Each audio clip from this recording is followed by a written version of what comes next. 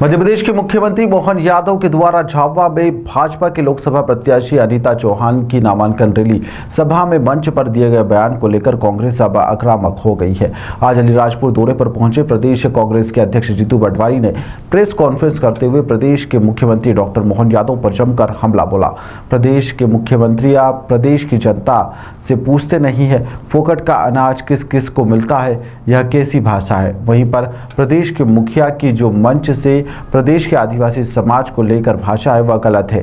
जोबट विधानसभा क्षेत्र के खटाली ग्राम में शादी समारोह में 10 साल की मासूम बच्ची के साथ हुए दुष्कर्म के मामले में सरकार पर जमकर इस दौरान जीतू पटवारी बरसे हैं। को पूछा और उन्होंने एक तरह से उनके जीवन में जो भी उनकी प्राचीन सभ्यता और परंपरा है उसकी बात की, तो मोहन यादव जी ने उसका अपमान किया।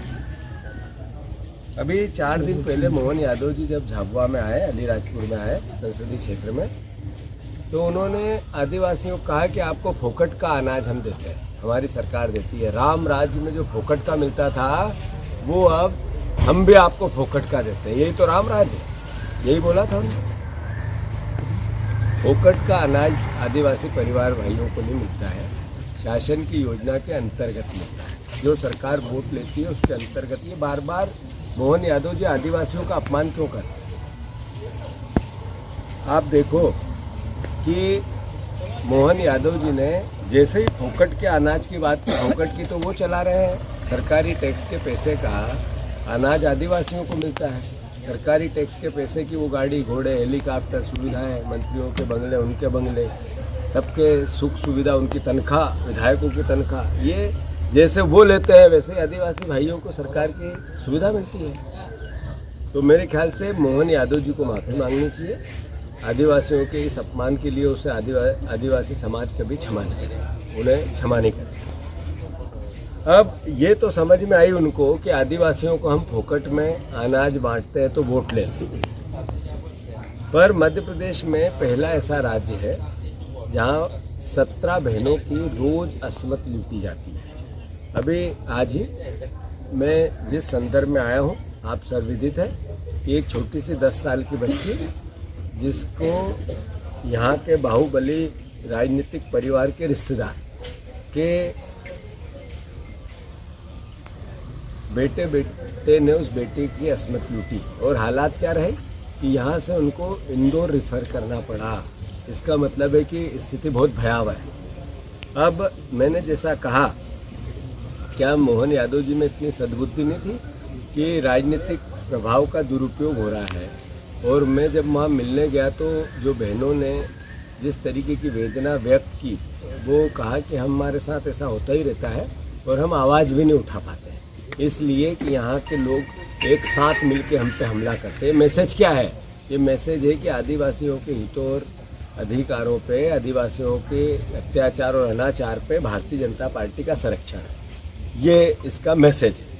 मोहन यादव जी, अगर आप में थोड़ी सी भी शर्म हो तो आपके मंत्री का इस्तीफा भी लेना चाहिए आपको, और अगर थोड़ी सी भी सभ्यता और सौम्यता आपकी सरकार में हो तो ऐसी घटना रोज 17 बहनों की अस्मत लूटी जाती है। अभी बड़ी बड़ी बात करके गृह मंत्री देश के गए हैं, रोज भाषण दे रहे थे।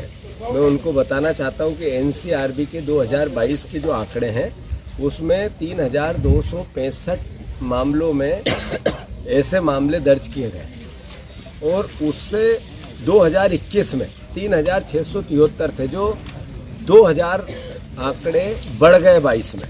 जब से मोहन यादव जी आए हैं, जब से ये अपराध बढ़ गए। ये एनसीआरबी के आंकड़े हैं, कोई आरोप प्रत्यारोप नहीं है। बलात्कार के मामले में मध्य प्रदेश देश का तीसरा राज्य है, तीसरा राज्य। मोदी जी के अच्छे दिन है, ये चुनाव चल रहे हैं, ये मोदी जी नया भारत बना रहे हैं। ये हालात है कि 3046 महिलाओं के साथ बलात्कार के मामले 2022 में मतलब एक तरह से दर्ज हुए। जैसा मैंने बताया, बलात्कार की घटनाओं को लेकर 20 साल का कार्यकाल महिलाओं की, बच्चियों की दुराचार की घटनाओं में लगातार बढ़ोतरी हो, हर साल बढ़ोतरी हो, और खासकर हमारी आदिवासी बहनों पर। तो ये सरकार का असली चेहरा, चाल और चरित्र समझ में आता है। मैं मानता हूँ इस पूरी घटनाक्रम में कि जैसा कि प्रदेश की बच्ची का रेप हुआ है, छोटी बच्ची 10 साल। 2021 में 3,522 घटनाएं ऐसी हुई। देश में नंबर 1 पे है मध्य प्रदेश, देश में नंबर 1 पे है मध्य प्रदेश। शर्म नहीं आती बीजेपी को? शर्म नहीं आती मोहन यादव जी को, जो आदिवासियों को मुफ्त में अनाज देने की बात करते, फोकट में अनाज देने की बात करते, उनके बच्चों की असुरक्षा है। और इस बच्ची के साथ ऐसी घटना हुई क्यों? क्योंकि पिता दूसरी जगह पलायन करके गया। पलायन इस 25-20 साल की सरकार का असली चेहरा है कि हमारे झाबुआ अली राजपूत के आदिवासी परिवार का बेटा जवान आदमी यहाँ टिकता ही नहीं है, पलायन करके दूसरी जगह कमाने जाता है। ये बीजेपी का असली चेहरा है, शिवराज जी का असली चेहरा है। ये चेहरा है मोहन यादव जी, आपकी सरकार का जो नरेंद्र मोदी जी भाषण देते हैं उसका, उनका असली चेहरा है। अब आप देखो कि